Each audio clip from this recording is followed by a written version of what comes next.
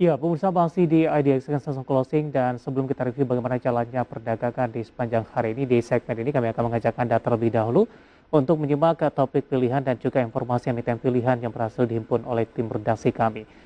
Di mana untuk topik pilihan pemirsa rapat paripurna DPR hari ini menyetujui rancangan undang-undang harmonisasi peraturan perpajakan menjadi undang-undang, di mana undang-undang tersebut mengatur kenaikan PPN secara bertahap. Lantas bagaimana potensi dampaknya terhadap sektor konsumsi yang ada di Bursa Efek Indonesia? Mari kita simak tayangan berikut ini. Dewan Perwakilan Rakyat menyetujui rancangan Undang-Undang Harmonisasi Peraturan Perpajakan atau RUU HPP menjadi undang-undang. Persetujuan tersebut diperoleh dalam rapat paripurna yang digelar pada hari ini. Dan dengan keputusan ini, pemerintah akan menaikkan tarif pajak pertambahan nilai atau PPN secara bertahap menjadi 11% mulai 2022 dan menjadi 12% pada 2025.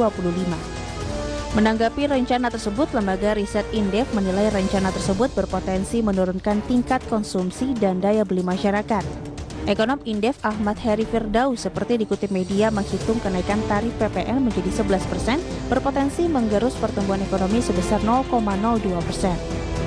Dengan demikian, upah real juga berpotensi mengalami penurunan hingga 6,2% meski upah secara nominal menguat. Hal ini dikarenakan tingkat inflasi yang diperkirakan meningkat sebesar 0,4%. Heri menambahkan kenaikan tarif PPN menjadi 11% juga akan menurunkan pendapatan sekitar 5% secara rata di seluruh kelompok rumah tangga sehingga dikhawatirkan akan menghambat proses pemulihan ekonomi. Namun demikian, analis Maybank Kim Eng Sekuritas Willy Gautama dalam risetnya menyebut kenaikan PPN cenderung memberi dampak yang relatif minim baik terhadap daya beli maupun ke sektor konsumer.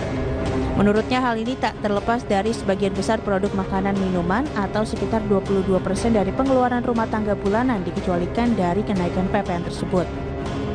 Willy meyakini mayoritas perusahaan konsumer yang dianalisa oleh Maybank juga tak terlalu terdampak oleh rencana kenaikan PPN ini. Menurutnya, emiten-emiten tersebut telah memiliki branding produk yang kuat, sehingga akan mengurangi potensi penurunan volume penjualan dari dampak PPN yang membuat average selling price jadi lebih tinggi.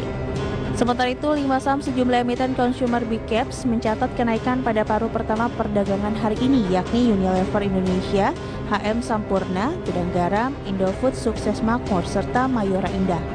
5 saham tersebut kompak menguat dalam kisaran 1% hingga 12% dan berlawanan dengan indeks harga saham gabungan yang melemah 0,04% ke level 6.414,92. Berbagai sumber, IDEX Channel.